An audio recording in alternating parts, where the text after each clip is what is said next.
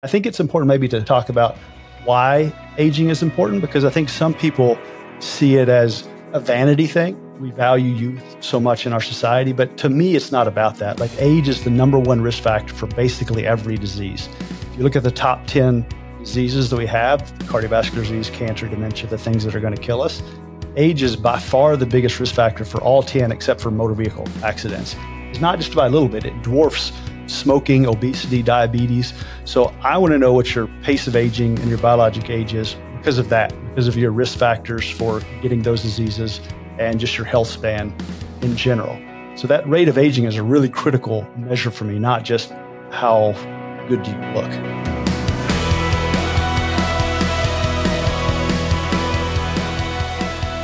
This episode is brought to you by really the best way to nuke zombie cells. When you look at this buildup of senescent zombie cells in your body, it turns out that although these things churn out inflammation like, well, zombies, there's ways you can fight against them. The good folks at Neurohacker Collective are experts, and they've cracked the code at nuking these zombie cells in a safe and effective way with just 2 days a month of using their Qualia senolytic. You get a pack, take 6 capsules one day, 6 capsules the next day, set it and forget it for the next month.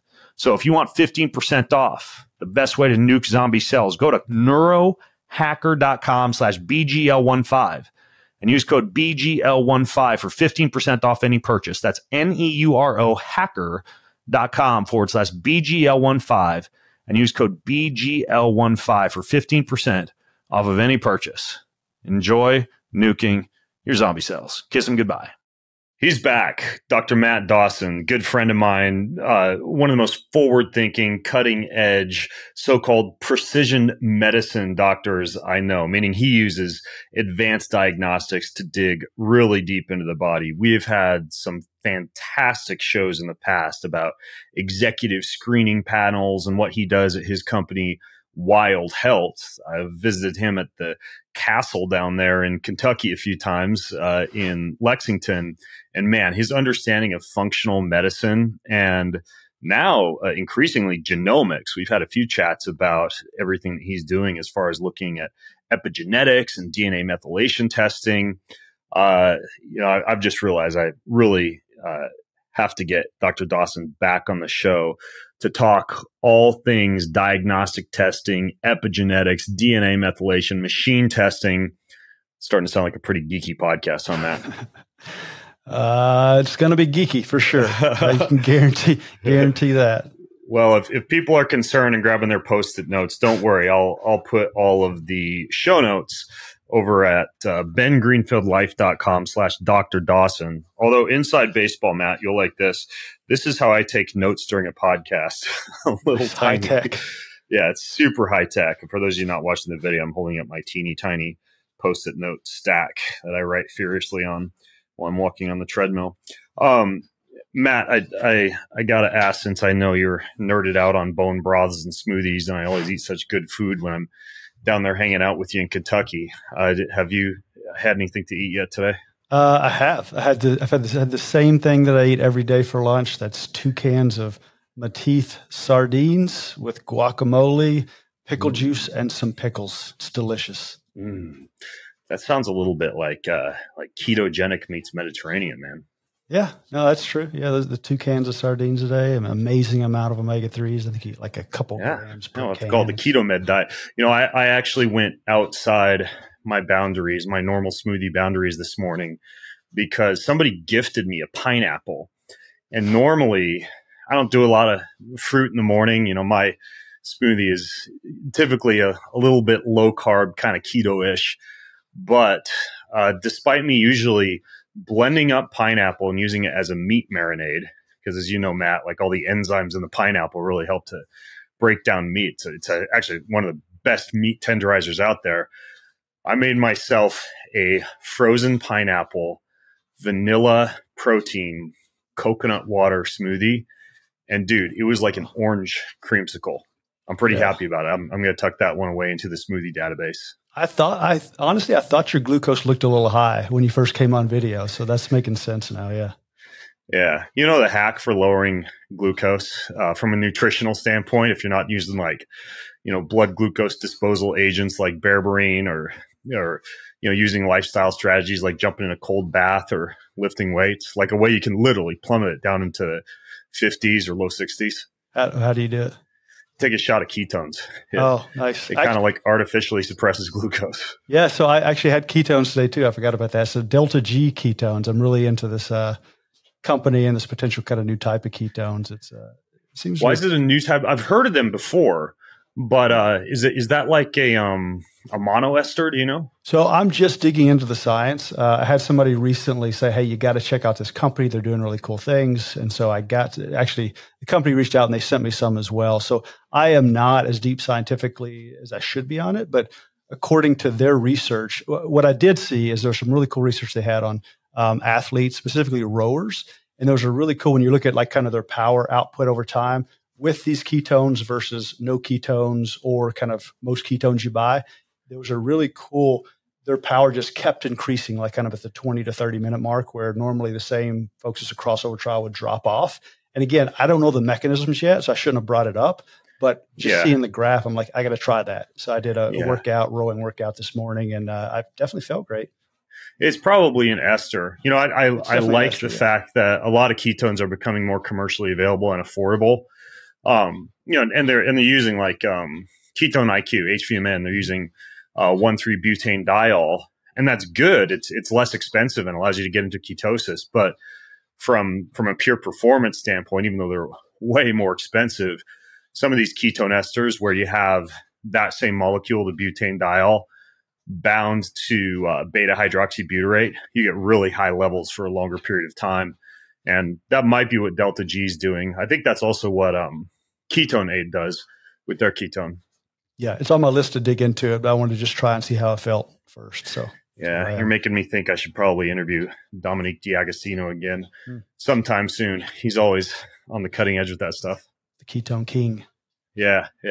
So, we always have these interesting phone discussions. In our last one, you told me about how much you're getting in to this idea of methylation testing and how much you kind of think it's the wave of the future as far as diagnostics. So what got you so interested in it?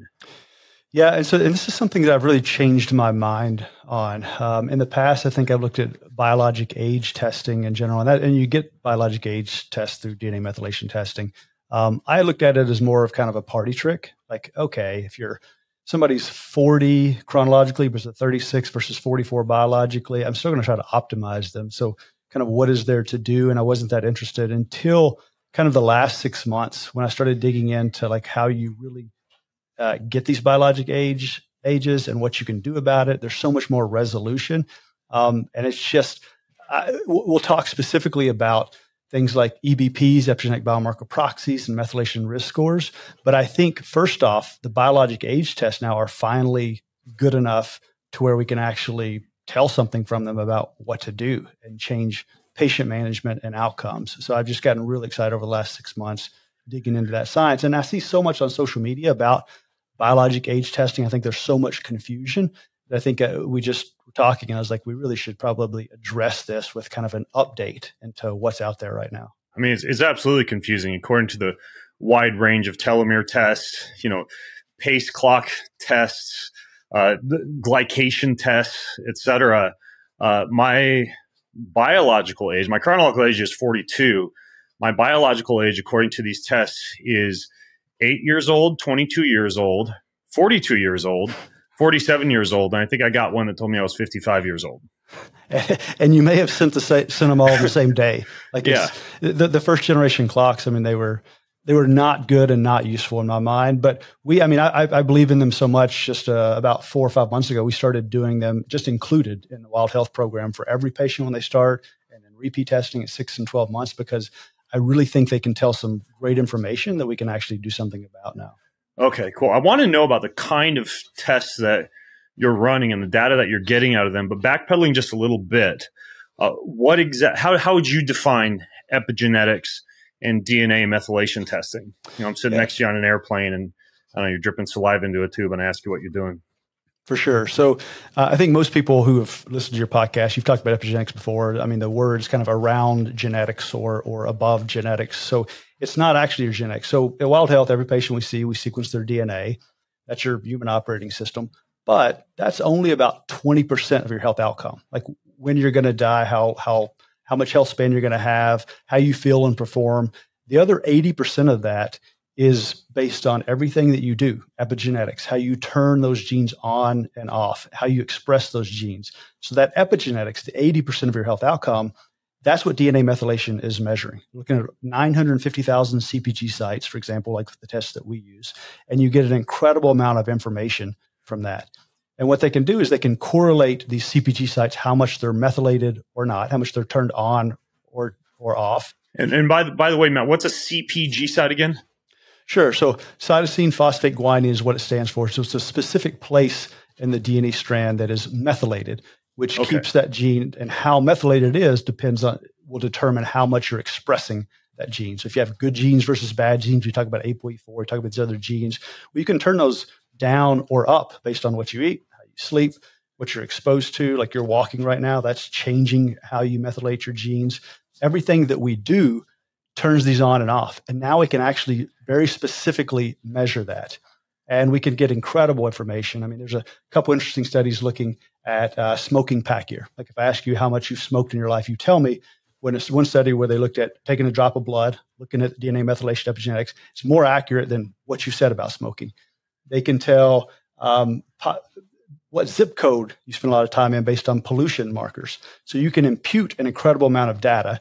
And biologic age and rate of aging is just one of those things that you can tell. It's really, I think, the holy grail of testing, where most diagnostic testing, and actually I said the word grail. So that grail, the Gallery test, the cancer test a lot of people are familiar with, that's DNA methylation testing. So I think it's where all diagnostic testing is going to go in the future. What you can tell really depends on the size of the data set and your imagination. Okay, you got to explain this to me, because if I give, I'm assuming should I say saliva or blood in the case of the type of testing you're doing? That's actually a really important question. Blood. So there are saliva tests, but there's just not as much studies and validation around them. I actually don't really trust any company that does saliva testing. So blood testing is what I'm talking about specifically. Okay, good to know. So I give a drop of blood, and let's say I smoke or don't smoke, and I send that blood off. You're saying that they could determine how much I'm smoking or not smoking based on that blood test. How does it even work? Are they taking what they see on my blood and comparing it to big data from a large population of people who smoke or don't smoke and seeing how my blood markers match up to that, or is it something else? No, that's exactly right. So like some of the best biologic age tests, which we can talk about, like one is out of Harvard, and they have 100,000 patient biobank. So you can take those patients, they have the medical records to go with them. So they know everything about them, their diseases, when they die, all of their other risk factors, and they're able to find. So I'll give you one example that kind of makes this clear. Neurosyphilis, for example. If I'm worried that you have neurosyphilis. I've been worried about that for a while, that I have neurosyphilis. Yeah, I was going to talk to you about it after the show. But if I was worried about that, it's usually misdiagnosed for a few years. But if I finally want to make the diagnosis, I got to send you to the hospital. You got to get a lumbar puncture, $5,000, complications, a difficult test. Well, Cornell is doing a study right now where they take several hundred patients, take a population that has neurosyphilis, and they take a control population. They take a drop of blood from each, look at these epigenetics, and they can find the fingerprint by looking at those 950,000 sites and how you're expressing your genes. Because everything you do creates these cascades of hormones and things that cause you to express your gene in a certain way. So it's finding that fingerprint of what is neurosyphilis, and then you've got to drop a blood test for neurosyphilis, for example. Okay, so would this be similar to what they're using for that Rejuvenation Olympics website? Like the leaderboard that shows how fast or slow certain people are aging.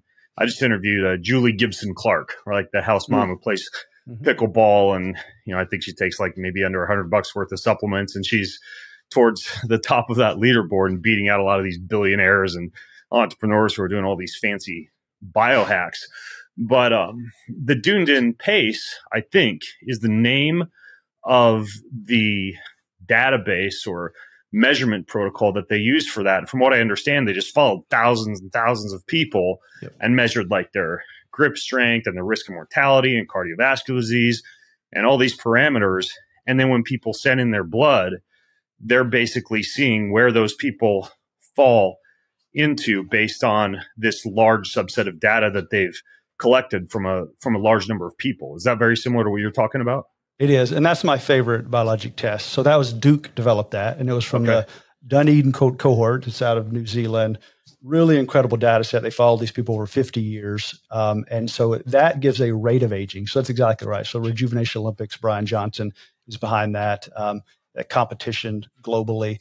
They use the PACE test for sure. That's the one that they use. And I think it's important maybe to step back and then to talk about the specific test, just to talk about why aging is important, because I think some people see it as almost a vanity thing. Like we value youth so much in our society, but to me, it's not about that. Like age is the number one risk factor for basically every disease. If you look at the top 10 diseases that we have, cardiovascular disease, cancer, dementia, the things that are going to kill us, age is by far the biggest risk factor for all 10 except for motor vehicle accidents. And it is not just by a little bit, it dwarfs smoking, obesity, diabetes. So I want to know what your pace of aging and your biologic age is because of that, because of your risk factors for getting those diseases and just your health span in general. So that rate of aging is a really critical measure for me, not just how good do you look. Well, I would maybe throw snowboarding accidents in there with another category that might not be associated with aging.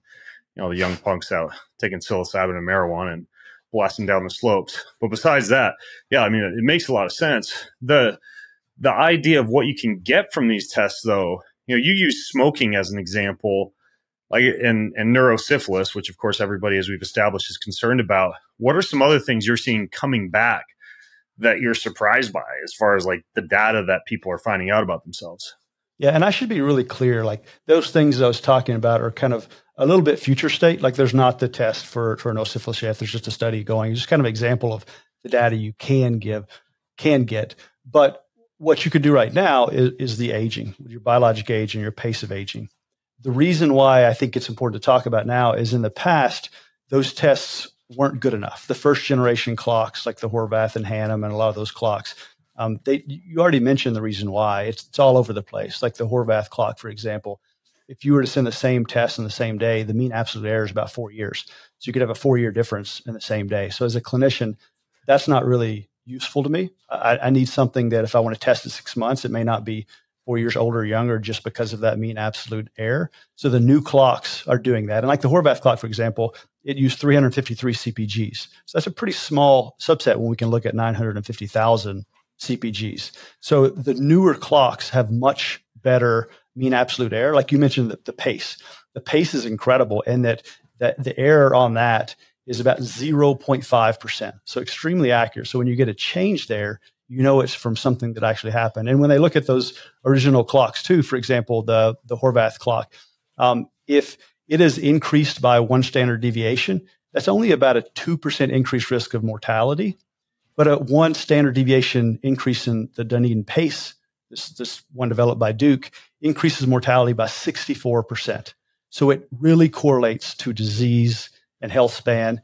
And then when you look at these clocks, they have to pass a sniff test as well, meaning when you look at the Horvath clocks, when they tested them against things like calorie restriction, which we know tends to increase health span for pretty much every species, those would actually increase the Horvath clock, calorie restriction. But with these newer clocks, the 3 that I like, one out of Harvard, one out of Yale, one out of Duke, those correlate really well with interventions that we know should decrease. So the new clocks, they have better standard deviations or standard error. They correlate with disease or mortality much better. And the biggest thing too is this kind of so what factor.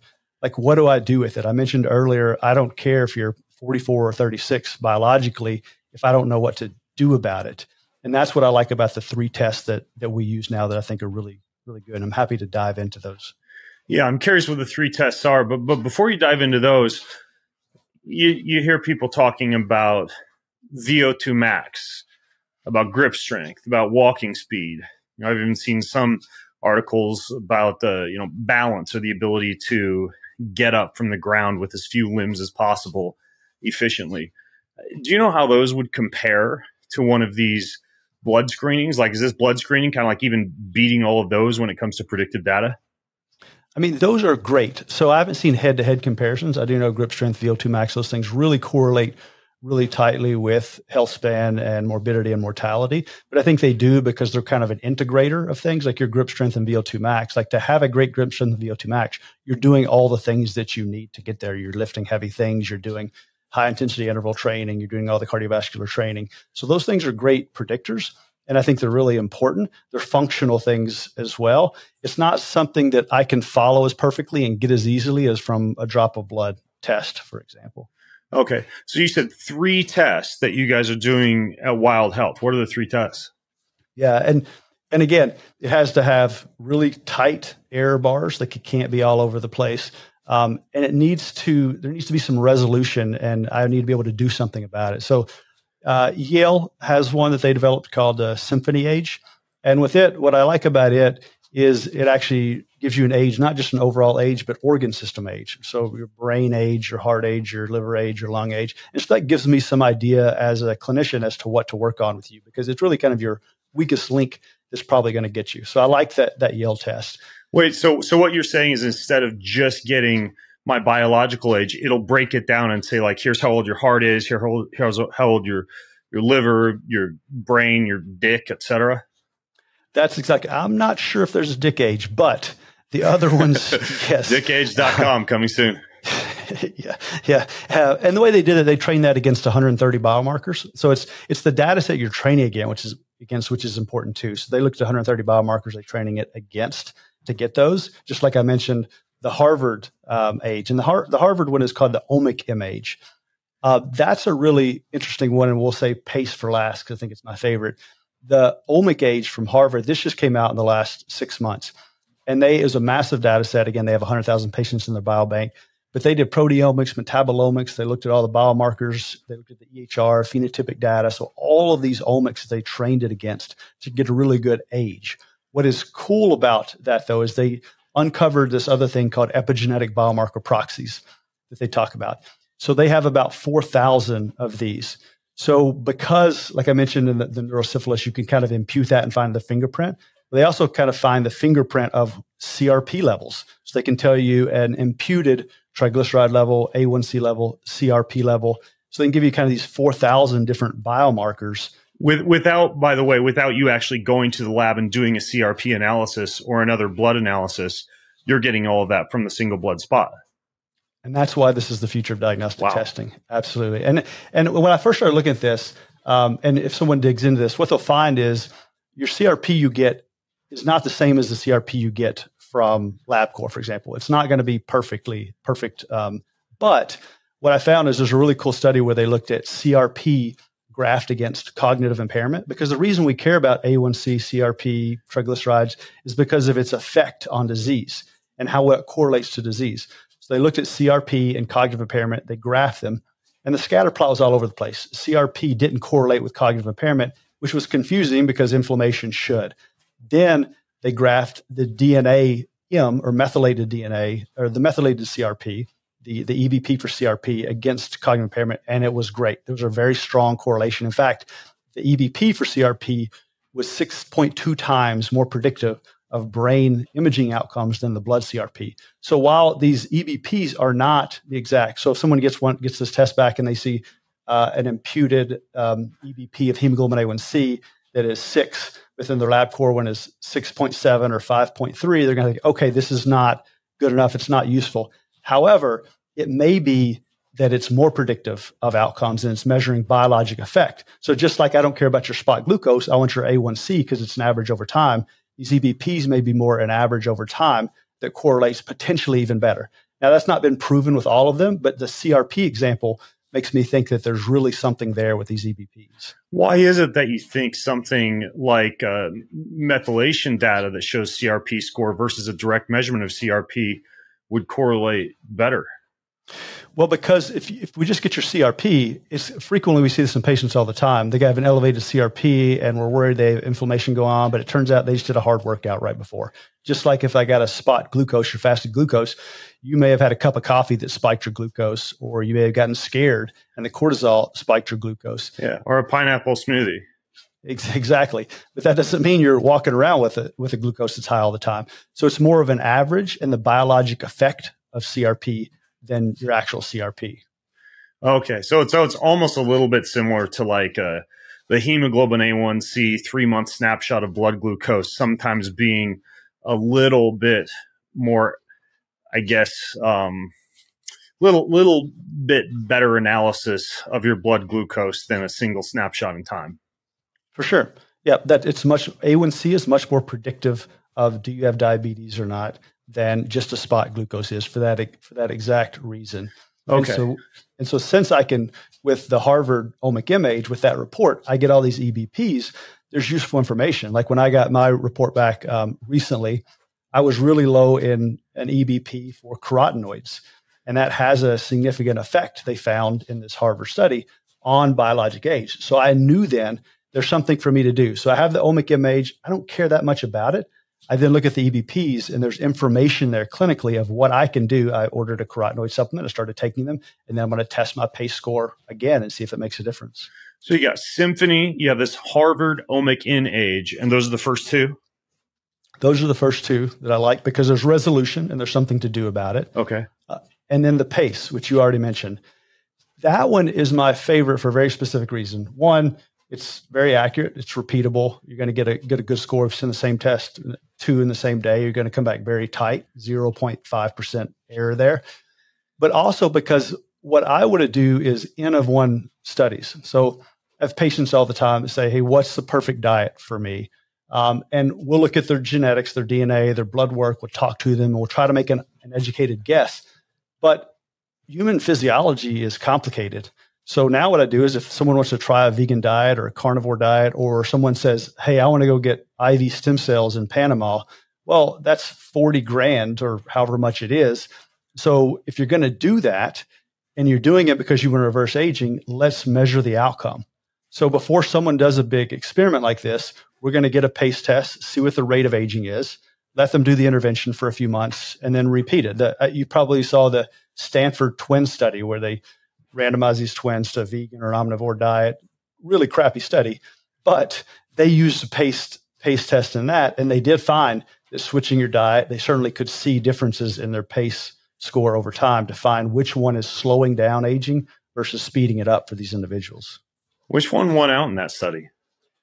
So the vegan one did, but I don't think it was good science. Like when you look at the vegan diet, they just ate a lot less calories. So to me, it was a calorie restriction study. No, they didn't even control for calories? No. And there was so much they didn't control for that just made it almost useless. The only takeaway from the study with me is like 2 months of dietary change can change your rate of aging. So it led me to experiment more with people and let them try different diets and see which one actually decreases their rate of aging. So if I send you a drop of my blood, are you using that same blood for all 3 analysis, or do you do 3 different tests on each person? No, so there are 3 different tests. There's one's from Harvard, one's Yale, and one's Duke. However, we use the same company that actually gives us a report on all 3. It's True Diagnostic is the company. And so I'll look at all 3. I'll look at the Symphony Age, see if there's a specific organ system we need to work on. I'll look at the Omic Age to look at the EBPs, see what we can do, and then look at the PACE. And the PACE is where we do our N of 1 studies and compare over time. Now, couldn't I go to True Diagnostic and just order that test to my house? And if I got the data back, you're saying it would have all 3 of those tests on it? You can, absolutely. And that's what we use. And we use it at Wild Health in conjunction with the genomic data, with the blood work, with wearable data that we're tracking. So to us, the more data we have, the better. But absolutely, if someone did not want to see us, did not want to sign up with us, and they just want to order it, yeah, True Diagnostic just sells that test to individuals as well. And we actually do have a discount code if you want to use it for True Diagnostics, if you just want to order one of those up until Matt rolls out all the powers that he has at Wild Health. And that's going to be Ben VIP. I'll put links in the show notes where you can get the True Diagnostics test. But Ben VIP, if you go to bengreenfieldlife.com/Dr. Dawson, bengreenfieldlife.com/Dr. Dawson.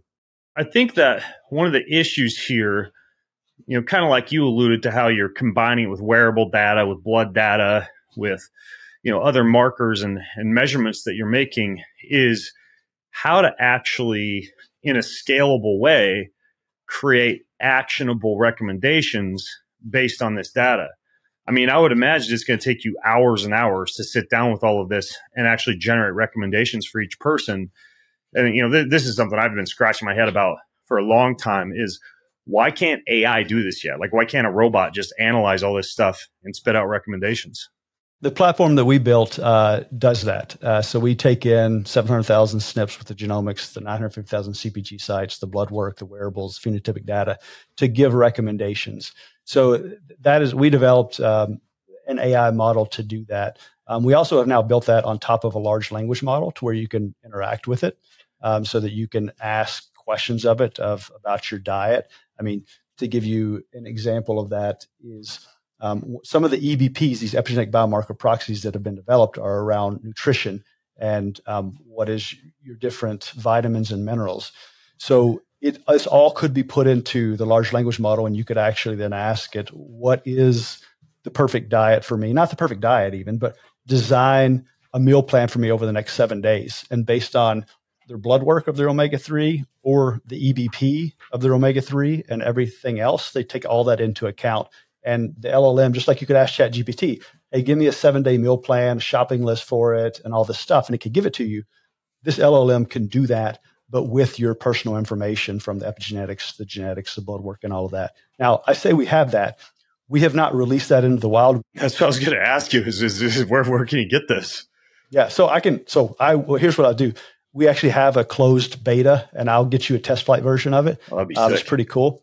But how we use it now, because of regulatory reasons, AI can't practice medicine. We have it internally. So when a patient sends a message and asks a question of a health coach or a physician, the LLM gives the doctor or the health coach recommended responses. And then the health coach or doctor, we have a human in the loop. They can edit it. They can reject it.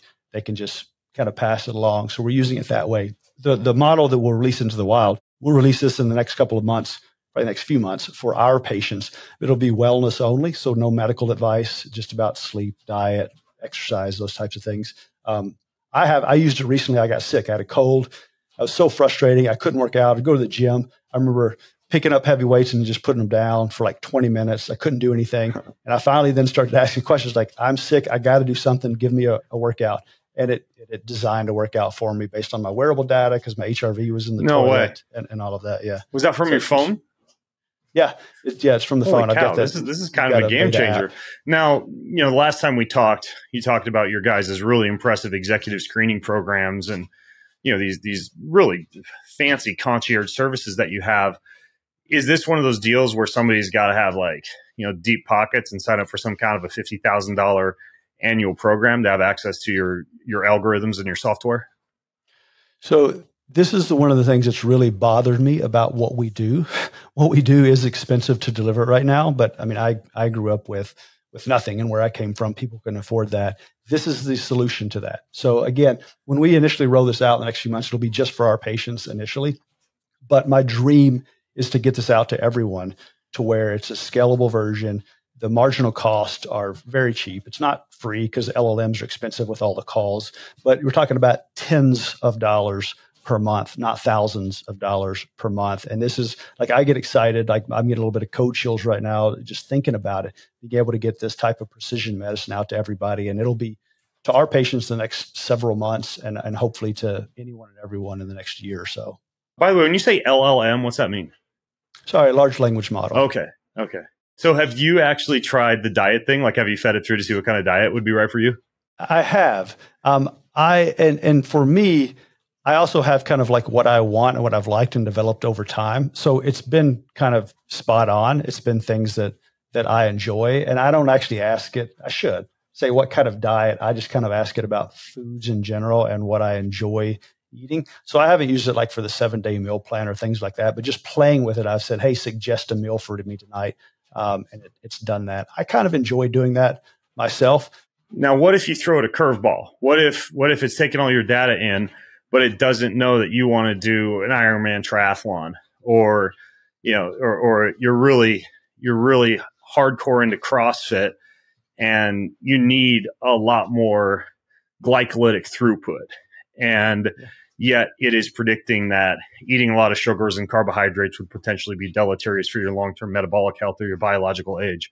Does it take into account like your goals, your activity levels, or anything like that?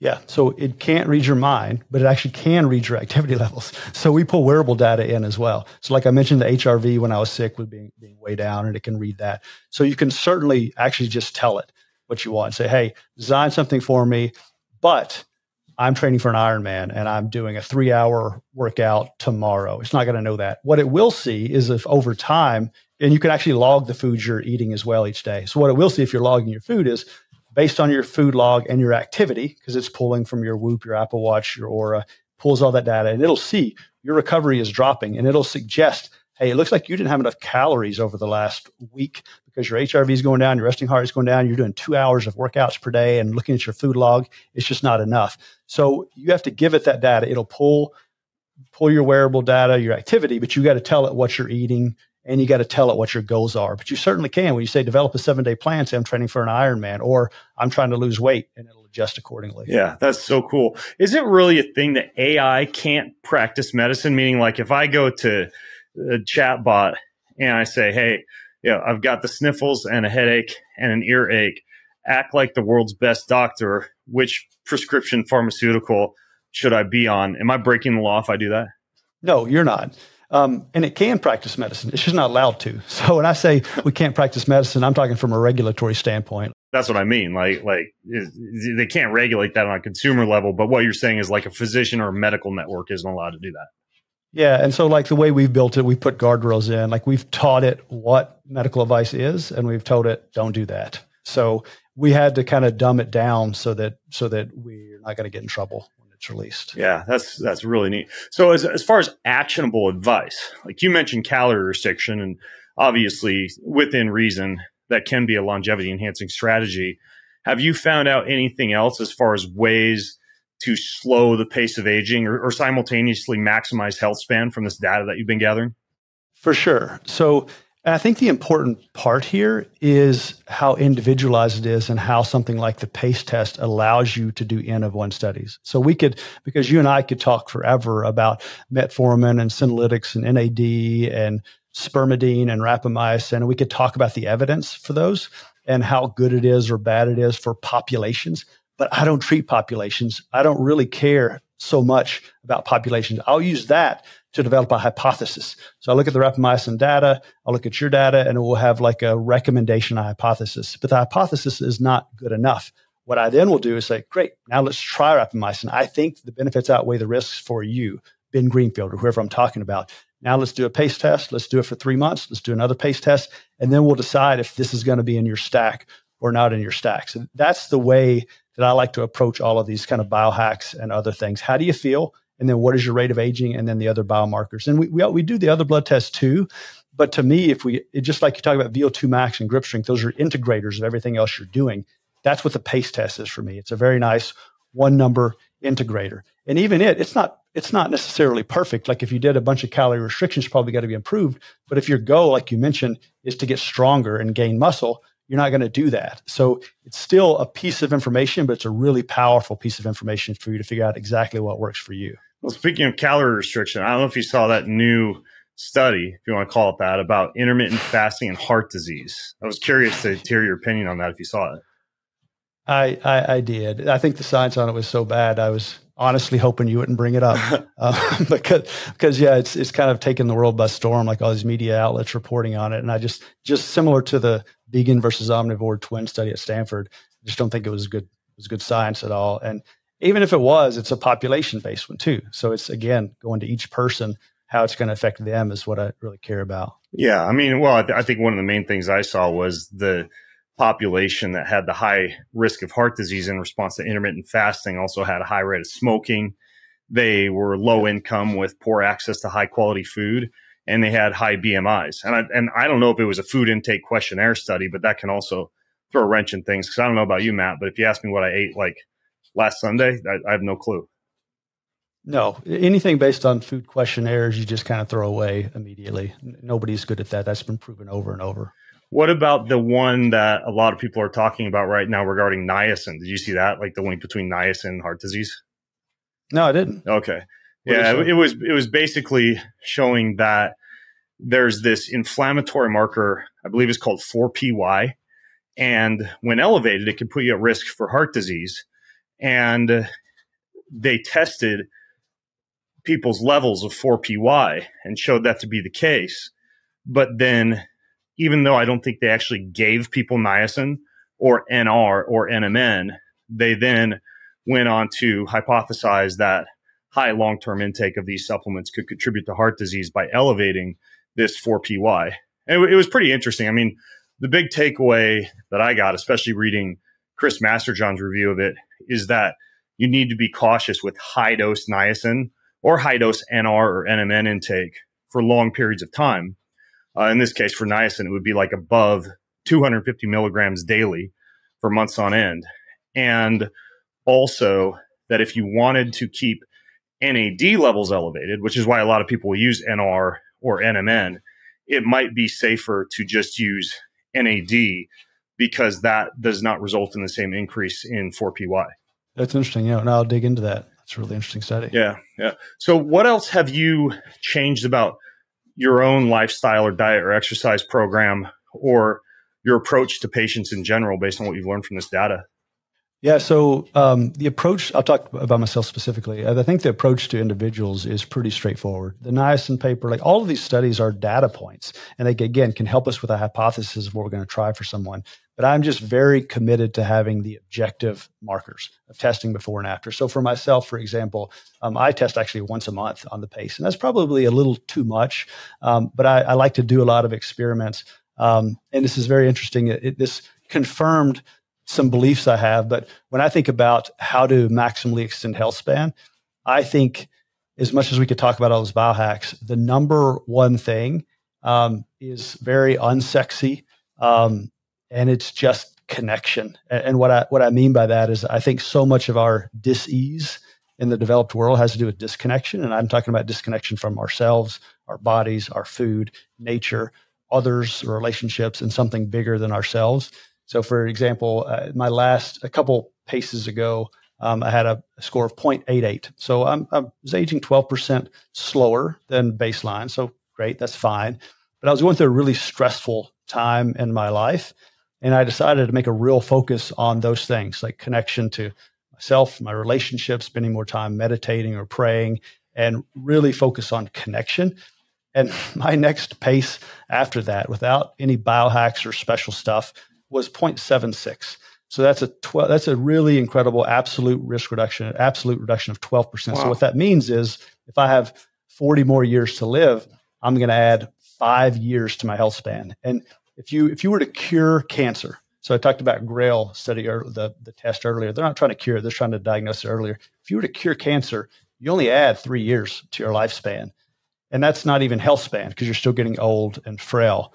So just for me, the number one thing I found, and I've believed this for a while, so maybe it was a little bit of a self-fulfilling prophecy, is that connection. And when I say connection to our bodies, it's like listening to our bodies and doing the exercise, like doing some hard stuff, but also listening when I'm doing too much. From the food, like having a connection to the food, your food and where it comes from, really focusing on your relationships, like backing off of work and kind of this achieving that stuff. And again, the connection to a higher power than you. That stuff, I mean, we've known, like there's a great Harvard study in health span, and relationships were the one thing that made the biggest difference. So we've kind of have this evidence, but to see it for myself was really great. And I love talking about that too, because you don't, as bad for business as it is, like you don't need a doctor for that. You don't need Wild Health. You don't need anyone else. Just focusing on that connection. That is pretty cool that you can use yourself as an N=1 like that and adapt on the fly. But it kind of begs the question about how long it would take to get the results back. Because let's say you make a lifestyle change that could have risks. Like you start, I don't know, running or lifting weights too much, or you introduce the wrong kind of oils, or you change up to a diet that actually doesn't really pair well with your genetics. How soon can you actually see that data come back? Like how long do you have to wait once you send in the blood test? Yeah, so the twin study, that was an 8-week study. So, and that showed some changes. In general, most of the studies where we look at pace, it's a few months, it's 2 to 3 months. So my doing it every once a month is probably a little too much to really see a significant change. But it also comes into play, like when you do make these changes, again, we're doing them in an educated way. Like if someone says, hey, I want to see what smoking does to my pace, we're not going to do that test. So we want to be smart about the tests we do. There's enough things that show evidence for increasing health span. I mean, you and I could probably come up with a list of 100 things. So there's enough things with good evidence that we kind of start at the top of the list, the most likely thing to work, and go from there. Yeah, that makes sense. But what I mean is, how long does it actually take to get your results back once you send the test in? Yeah, I think when we send them, it's usually 2 to 3 weeks. Okay. So less than a month, basically. Yeah. So if you do intervention for a couple months, then send the test, you have it back. So it'll be 3 months of doing it. But you certainly could do it for 2 months, send the test off, and then stop, and then start it again or not, depending on what your results were. Are you still using more advanced diagnostics with your screenings at Wild Health, meaning full body MRI, CT angiography, things like that? Yeah, absolutely. I mean, we are, and it just depends on the risk factors for the person, their lab tests. I mean, if someone has really elevated inflammatory markers and really elevated triglycerides and LP(a) and ApoB, and we're worried about their heart, then we'll do a clearly scan. If they have a cancer history, we may do the whole body MRI sooner, or a GRAIL test. So this biologic age test that we're talking about is a hot topic. It's not a replacement for everything. It's another piece of data, but it's just a really powerful piece of data. We want as much data as we can get to make these decisions. And of all these newer diagnostic tests, besides biological age, which is obviously super cool, are there any other tests or diagnostic tools that you have your eye on, or that you've seen up and coming in some of the research you've been doing? So I think you named them, and we've named most of them. So just to go through the list quickly, like the genomics, it's great because it gives us all your risk factors, 20% of your health outcomes. So we got to have that, your operating system. All the blood biomarkers that we're all familiar with. I mean, your metabolic health, obviously with A1C and all these things that are pretty basic and all of your listeners understand.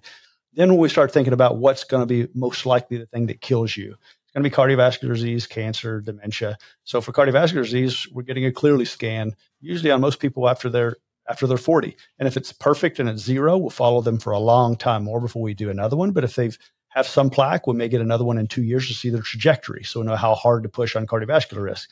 The whole body MRI and the GRAIL, the Gallery test, I feel really good. Once I've gotten all the lab tests on someone, a Gallery test, a whole body MRI, and a clearly scan, I feel really good about them not developing one of these things that we all hear these horrific stories about someone in their 40s dying from. I don't want to put you on the spot, and you don't have to answer this question if you don't want to, but in running a lot of these tests on yourself, is there something that you're really concerned about for yourself? That's probably like the number one biggest pain point for you, or from a genetic standpoint, the thing that you want to address the most? Yeah, I mean, for me, my grandfather died at 48 of cancer. One of my grandfathers, the others died in his 50s as well. And so that's always on my list. So because of that, and I do have some, I know that I have increased risk of that. So I will probably a little more often do a Gallery test and a whole body MRI. So even though we're talking about all these objective markers, family history is critically important as well. I don't have anything on my labs per se, and on my genetics. I don't have an ApoE4, for example, even though my grandmother had Alzheimer's disease and my mother has an ApoE4. I don't have that. So for me, it's about the biggest risks right now are what I've seen in my family members, because all my labs look great, and they should. I'm 42 right now. Would you say that's the biggest advantage of a full body MRI is early cancer detection? Yes. However, like we pick up other things. Most of the time it's nothing, but you certainly get other information just about your back, or which really usually doesn't tell us anything, but you'll find AVMs, arteriovenous malformations in the brain, or other things which need to monitor more frequently. So the biggest one is finding early tumors. I mean, I also had an aunt who died in her 50s from cancer, from breast cancer, which has a 90% survival rate if caught in stage 1. But in stage 4, it's almost reversed. Like it's really hard to survive that. So that early detection is really important. And that's what we try to do, is to very early detect these. And that brings up an important point actually about methylation risk scores, which is an extension of those EBPs. So when I mentioned that with the EBPs, you can see triglycerides, these 4,000 different epigenetic biomarker proxies. You can extrapolate it out and realize, just like with the example I gave you of neurosyphilis, why not find the pattern for coronary artery disease, for early cancers, which Grail has. So Harvard is doing a study right now, which I'm really excited about, where they're looking at the top 8 diagnoses in the world and trying to find those patterns. I've seen some preliminary data on it, and it's really incredible. Their methylation risk score for diabetes is actually pretty similar, the AUC for it, to hemoglobin A1C, kind of around 0.84. So I think in the future, this is why I said DNA methylation is the future of testing. I think it was I can't remember who it was that said software is eating the world like 10 years ago. I think if DNA methylation testing, it's going to eat the world of diagnostics, because they'll find this fingerprint for coronary artery disease. So right now, coronary artery disease, you can do Framingham scores, which are really horrible, sensitivity and specificity. But to make the diagnosis, you do a cath or a stress test. With these methylation risk scores, a drop of blood may have better sensitivity and specificity for these really invasive tests. So I think in the next 2 to 3, maybe 4 years, this drop of blood test is going to potentially replace so much of diagnostic testing, such a large percentage of it. Did you see the old Disney cartoon, Aladdin? Yeah. I'm so curious where that's going. It's like phenomenal cosmic power, teeny tiny liver space. It's like phenomenal predictive power, teeny tiny drop of blood. That could be your tagline, man. Yeah, we'll take it. Well, this is just super interesting. What I'm going to do is put all of this in the show notes. If you guys really like this idea of precision medicine and you want to understand it better, I would definitely go listen to the other podcasts I've done with Matt, because there's 3 or 4 of them. And the show notes are going to be at bengreenfieldlife.com/Dr. Dawson, like Dr. Dawson. And I will also link to Wild Health, so you can keep your finger on the pulse of what they're doing over there, and also stay up to date on the rate at which they're rolling out this predictive modeling. And Matt, I'll link to your executive health screenings and everything else that you do, but you still have kind of a network of physicians, mostly nationally. Is it internationally or nationally? It's nationally, yes. The practice of medicine is pretty highly regulated. We're in all 50 states. So yeah, anyone in the U.S. Once we do have the app, the goal will be to make that international, because it'll be a wellness thing. But for right now, we're in all 50 states. We do have a code, BEN20, for 20% off anybody that signs up. But again, I think I always like to really stress the connection part anytime I'm talking to anyone, because you can get, I think, 80 to 90% of the way there, just focusing on those natural things and the connection to others and yourself. And I just think it's so important to stress that, instead of trying to sell someone on something very expensive. But if someone does want an incredible amount of data, they want the AI precision recommendation, yeah, we're in all 50 states and taking patients. Yeah, and to wrap your head more around the connection piece, I actually just finished a book a couple months ago called The Cancer Connection, directly highlighting what you just talked about, the link between lack of relationships, loneliness, and onset of progression of cancer. So it's absolutely important. It's not as sexy to think about, but it certainly is fun to gather your friends and go play some pickleball, right, Matt? Absolutely. Yeah. All right, folks. Well, I'm Ben Greenfield along with Matt Dawson, signing out from bengreenfieldlife.com. Again, show notes are at bengreenfieldlife.com/Dr. Dawson. Thanks for tuning in. Hey, Ben Greenfield here. Quick addendum to today's show. As you can see, it's early morning, day after that podcast with Dr. Matt Dawson. He let me know after the show that True Diagnostic is going to give everybody who watches this show access to the same high-level, cutting-edge methylation data test that Dr. Dawson talks about in the show.